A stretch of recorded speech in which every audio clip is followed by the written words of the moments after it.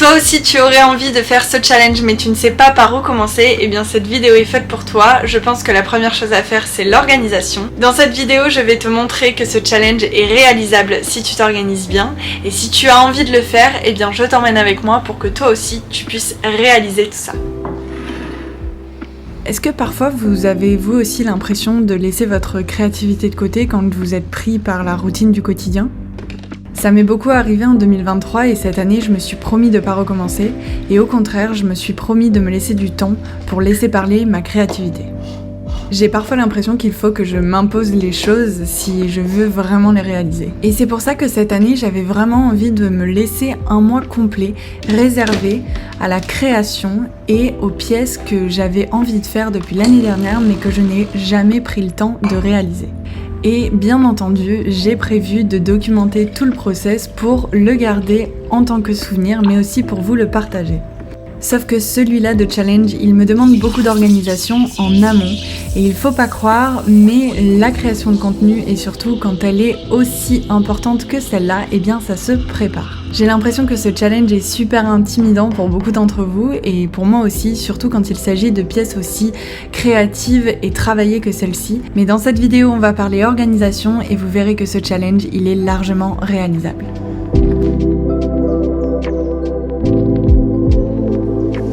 Alors pour cette édition de cette année 2024, un réel par jour, j'ai décidé d'agrémenter un petit peu la chose et de vraiment pousser ma créativité parce que c'est ce qu'il me manquait et c'est ce que j'ai mis de côté en 2023 et je n'ai pas envie de le faire cette année, donc je me suis prévu un mois entier où je travaille sur des créations que j'ai laissées à l'abandon ou que j'ai juste notées dans le coin de mes carnets. Alors même si le challenge d'un réel par jour de l'année dernière ne nécessitait pas autant de préparation, celui-ci, eh bien il en a besoin. Et c'est pour ça que j'ai envie de m'y prendre à l'avance, j'ai envie de préparer mes vidéos et surtout mon contenu et donc mes créations à l'avance. Simplement parce que je n'ai pas le choix, il y a des choses, notamment des pièces que je vais devoir décorer après cuisson et donc ça nécessite du temps avant de l'avoir fini, et donc c'est pour ça que je dois me préparer à ce concept bien à l'avance. Alors aujourd'hui je vais vous dévoiler une petite partie de mon Notion puisque c'est là que j'ai regroupé toutes mes idées et c'est surtout là que j'ai préparé mon calendrier pour le mois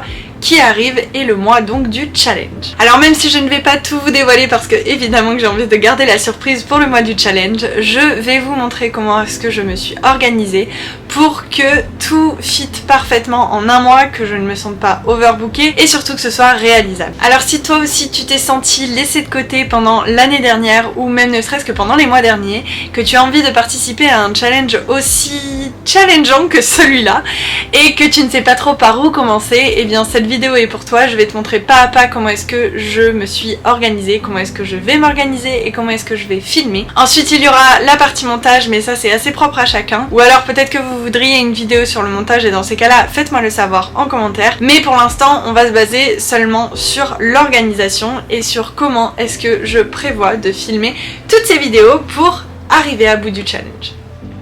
Ok, donc c'est parti. Pour ça on se retrouve sur Notion, donc là c'est ma page d'accueil Notion où j'ai un petit peu tout ce qui doit rester sous ma main en permanence, et ensuite sur le côté j'ai toutes mes différentes catégories et donc je vais aller dans Social Media. Là j'ai donc tous les liens de mes différents réseaux sociaux et c'est là que j'ai mon calendrier qui va me servir justement dans cette création de contenu pour ce challenge. Donc là vous voyez déjà que ça commence dès le 1er mars, enfin du moins c'est ce que j'ai programmé pour l'instant, et du coup si on met une vue d'ensemble sur le mois de mars, eh bien on voit que tous les jours j'ai programmé quelque chose à poster. Donc ce que j'ai fait c'est qu'en fait j'ai créé une tâche par exemple pour le mardi 1er, je lui ai donné un nom un petit peu random pour le coup, je l'ai mis dans le statut planifié. J'en ai différents donc à éditer, en édition, filmer, in progress, voilà. Pour l'instant elles sont toutes planifiées mais c'est tout ce qu'il y a.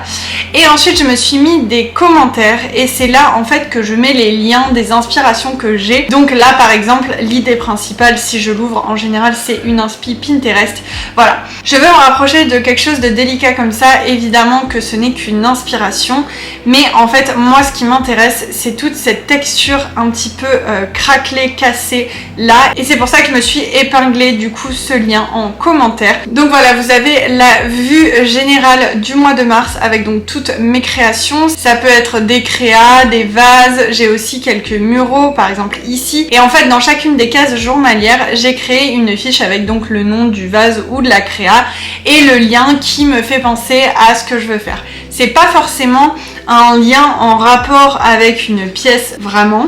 Je sais que par exemple pour le 31 j'ai mis une photo avec une robe que j'avais vue un jour dans un magasin, mais en tout cas le détail du tissage de perles j'adorais et si vous ne le savez pas déjà, j'aime mélanger les matières sur mes créas et donc j'ai mis ce côté tissage de perles de nacre. Voilà, ça c'est un petit peu ce que j'ai en tête. Ce sont des choses que je repère au fur et à mesure et que j'ai repéré tout au long de l'année dernière et que j'ai pu du coup sauvegarder. Pareil, ici nous avons des muraux, ensuite on a d'autres créations et quand il y a plusieurs liens sourcés, ça veut dire que j'ai cherché des liens soit de fabrication, soit de détails, soit de choses comme ça qui m'ont fait penser à cette créa et donc je les ai listés et écrits en commentaire de la fiche de la créa. Ça va me permettre de savoir exactement ce sur quoi je dois me concentrer et ce que je dois programmer en termes de vidéo. C'est-à-dire que par exemple pour la première créa, je vais venir cliquer sur chacun des liens que j'ai sauvegardés pour me donner un petit peu une idée de la créa que j'ai envie de faire, me remettre dedans et ensuite grâce à ça je vais pouvoir exactement noter chaque étape de ma pièce pour arriver donc à la pièce finale et regarder ce sur quoi je dois me focaliser en termes de tournage. Ok, donc une fois que j'ai ma prise de vue en calendrier, je ne vais pas m'attarder plus que ça sur ce point là puisque c'est un calendrier tout simple et c'est à vous de remplir en fonction des créas que vous voulez du coup produire lors de ce mois, que ce soit tous les jours, tous les 2 jours, tous les 3 jours. Ça c'est à vous de voir et à vous de le construire. Moi ce que je vais vous montrer maintenant c'est comment est-ce que je m'organise, que ce soit le plus simple et le plus rapide. Donc après avoir fait la création de mon calendrier, je vais rentrer dans chacune des fiches produits, on va dire, ou chacune des fiches création pour chaque jour du mois de mars. Et je vais ajouter juste ici un titre. Je ne vais pas le mettre ici parce que pour l'instant je vais m'attarder à cette colonne là qui va vraiment être juste un endroit où je vais placer toutes les idées de titres et ensuite en fonction des idées que j'aurai eues, je choisirai la meilleure ou celle qui correspond le plus et c'est à ce moment là que je remplacerai créa 1 par le titre qui me plaît le plus. Donc par exemple pour cette création je sais qu'elle est toute en finesse, je vous en dis pas beaucoup parce que j'ai envie de vous garder la surprise, mais par contre je sais que cette création est très brute, elle a des rebords assez tranchants entre guillemets hein, mais voilà, ça reste une création brute mais tout en finesse et en délicatesse et du coup voilà, je vais réfléchir à un nom et je vais mettre les idées qui me viennent à cet endroit là.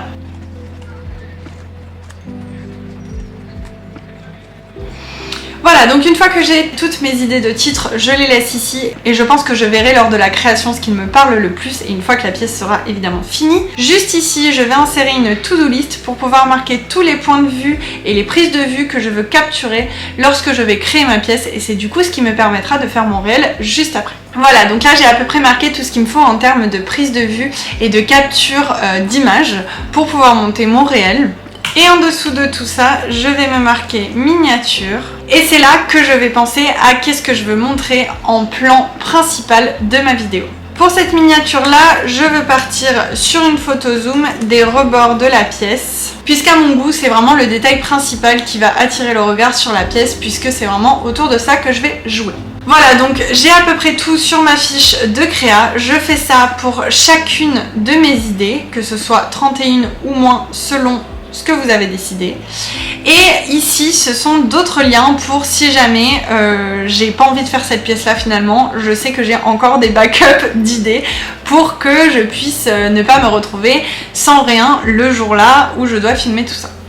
Comme je vous l'ai dit au début de la vidéo, j'ai envie de m'attarder sur 3 petits conseils que je voudrais vous donner si vous aussi vous avez envie de réaliser ce challenge. Premier conseil, je pense qu'il faut s'organiser à l'avance et qu'il faut préparer les vidéos. Dans le sens où ça vous enlève beaucoup de stress. Si vous avez vos vidéos déjà préparées en amont, vous avez le temps de les tourner, de les monter, vous savez quand est-ce qu'elles sont prêtes pour leur sortie et je pense que c'est juste un stress de moins à vous imposer. Moi je l'ai fait l'année dernière sans préparation, j'ai réussi à le faire, mais je vous avoue qu'il y avait toujours ce petit stress et du coup ça veut dire qu'il faut faire cette vidéo lors des 5 jours de la semaine si vous ne travaillez pas le week-end, puisque du coup moi le week-end je n'étais pas à l'atelier et il fallait du coup que j'en fasse 2 de plus la semaine pour pouvoir planifier ces vidéos là pendant le week-end. Donc je pense que si vous arrivez à vous prévoir un petit temps en amont pour justement filmer ces vidéos et les prévoir pour le mois suivant, je suis vraiment l'exemple parfait de faites ce que je dis mais ne faites pas ce que je fais, puisque pour YouTube j'aimerais avoir une vidéo d'avance, pour mes réels j'aimerais avoir une vidéo d'avance,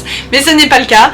Donc voilà, j'essaie de changer tout ça, j'essaie de rattraper et j'essaie d'avoir le plus vite possible une vidéo d'avance pour YouTube et surtout de me préparer au mieux pour ce challenge et donc de filmer toutes mes vidéos en amont pour stresser le moins possible au fur et à mesure de ce challenge. Mon deuxième conseil que je dois vous révéler, eh bien c'est de prendre ce challenge à la légère. Il n'y a pas mort d'homme si vous ne publiez pas un jour, et si vous loupez 1, 2, 3 jours, c'est ok.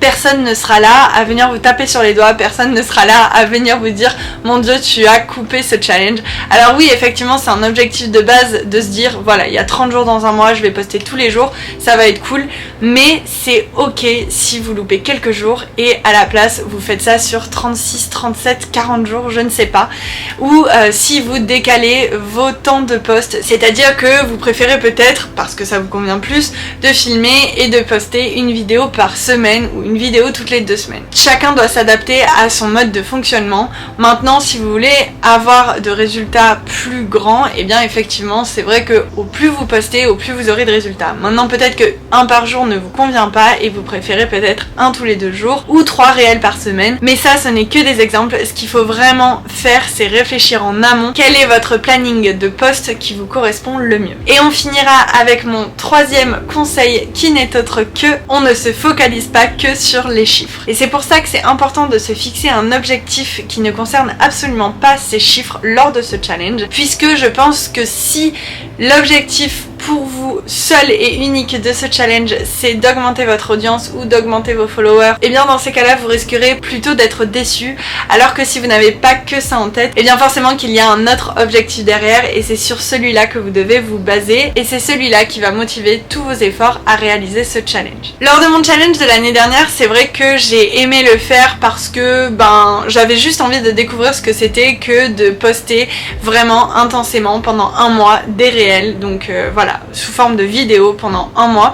Je voulais voir ce que ça faisait et c'était surtout savoir aussi si j'étais capable de tenir le rythme. Effectivement, ça n'a pas été facile, mais j'ai réussi et j'en suis contente. Donc c'était ça mon objectif premier et effectivement les chiffres étaient cool, mais on va dire que c'était a posteriori de ce challenge que j'ai tout analysé. Cette année, mon objectif c'est de profiter au maximum de ce challenge pour réveiller ma créativité que j'ai laissée un petit peu de côté ces derniers mois et surtout l'année dernière parce que manque de temps. Évidemment. Mon objectif premier c'est de m'éclater créativement parlant et je pense que c'est le plus bel objectif que je peux me souhaiter et ensuite a posteriori on analysera évidemment les chiffres. D'ailleurs si vous voulez qu'on le fasse en vidéo n'hésitez pas à me le dire en commentaire pour que je prévois de faire ça du coup dans le planning si vous voulez qu'on observe ensemble les chiffres après ce challenge. Donc voilà, gardez bien en tête ces 3 conseils que je vous donne et je pense que si vous avez envie de vous lancer en même temps que moi, et bien vous le pouvez, vous en êtes capable. Sachez que si vous vous préparez bien et si vous dosez correctement votre planning de poste par rapport à ce que vous êtes capable, et bien ça se passera bien et il faut pas prendre ça comme si c'était quelque chose d'insurmontable parce que je vous assure que vous en êtes capable.